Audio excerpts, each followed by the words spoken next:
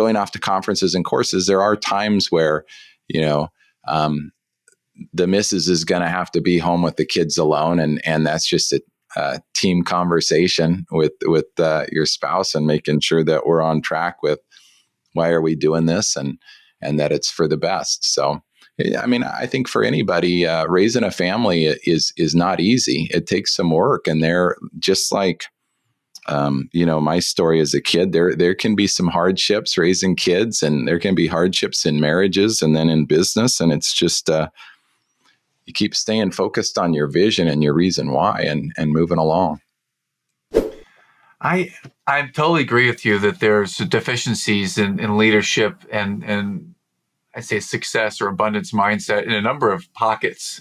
Dentistry is one. I know the public education is one, accounting, financial services, law. And there's so many places that we've got people running businesses, and they're great people and they're great at what they do. And there's that leadership component that is it's soft or it's missing. So I appreciate that you're filling that need. I'm envisioning that there's this big dental conference, the United Association of Dentists. I don't know if that's a thing or not, whatever it might be. I imagine you're on the stage coaching and speaking to all the dentists from experience. Is that something that you do? You go and speak at dental events and conferences, that kind of thing? Well, I'm such a family man that for years I avoided that. I was asked to do that, and I did some things locally within a couple hours away, but I wanted to focus on what I could do locally because, it kind of goes back to basketball as a tangent.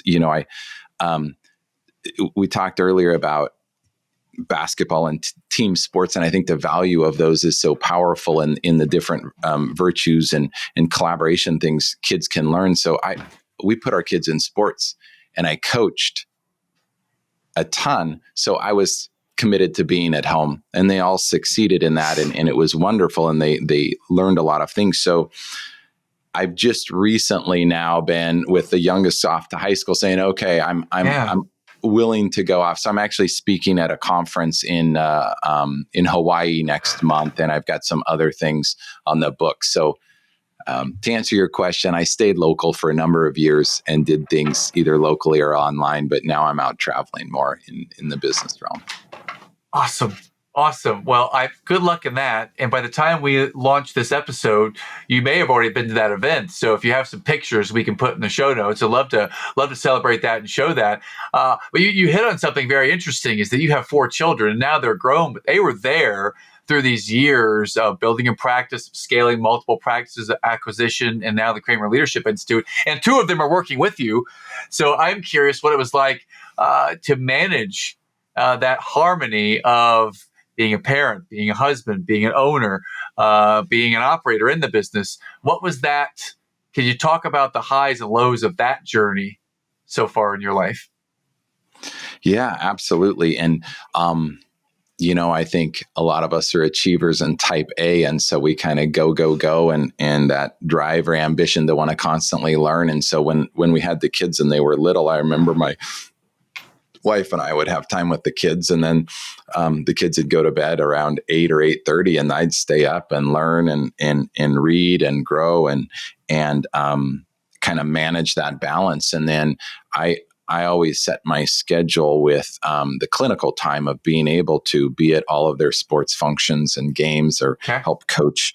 And so I just made it a priority that the family was going to come first. And so I was able to balance the business stuff with choosing it on times that were when the kids were sleeping, and that staying up late or getting up early. And then there were, the going off to conferences and courses. There are times where, the missus is going to have to be home with the kids alone. And that's just a team conversation with your spouse and making sure that we're on track with why are we doing this and that it's for the best. So, I mean, I think for anybody, raising a family is not easy. It takes some work, and they're just like, my story as a kid, there can be some hardships raising kids, and there can be hardships in marriages and then in business. And it's just, you keep staying focused on your vision and your reason why and moving along. I 100% agree. I think about the harmony of being a parent, being a spouse, running businesses, and I know that at times for me personally, I've had 100% focus on the business, and the family got what was left over.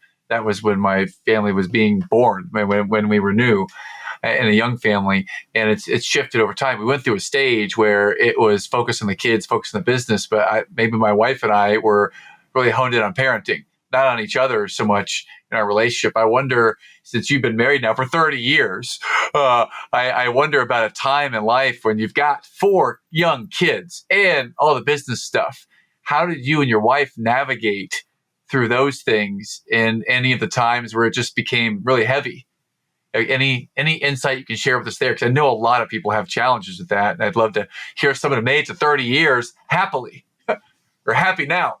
So how can you narrate a little bit there for us, please? Yeah, it's not always easy. There are ups and downs, and so I totally understand how certain relationships fail and certain make it, just like businesses, right? There's a lot of variables. And I think what I know now versus what I knew then is almost a good analogy, is treating your relationship like a business, and not in a non-emotional way, but in a cadence of meetings and a structure, and making sure, okay, we're going to schedule this time, and okay, honey, our time is important. So we're going to have, maybe every Sunday, we're going to sit down and have a weekly check-in, and we're going to go over what our most important things are for the week. And okay, we're going to have a scheduled date night. And then every quarter, we're going to have a weekend retreat where we're going to go away. And every year, we're going to have 1 or 2 weeks where we're going to do something together. So now I kind of break up my life as my personal time, as far as, okay, I've got like the personal time, the guys' trips where I like to go off and go fly fishing or whatnot. And then I've got the couples trips, and then we've got the family trips, and then I have the business trips. So